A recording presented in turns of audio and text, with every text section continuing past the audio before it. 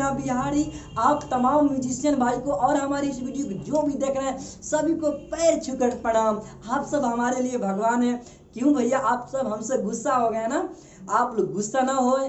अब भैया आप लोग लाइक कीजिए और चैनल को शेयर कीजिए और इसी तरह प्यार बनाए रखिएगा, तभी तो आपका भाई वीडियो अच्छा अच्छा बनाएगा और आप सबको दिखाएगा, मनोरंजन करवाएगा, है ना। तो भैया आप लोग लाइक करने में आप लोगों को क्या जाता है और दूसरे के पास शेयर करने में आप लोगों को कुछ जाता नहीं होगा।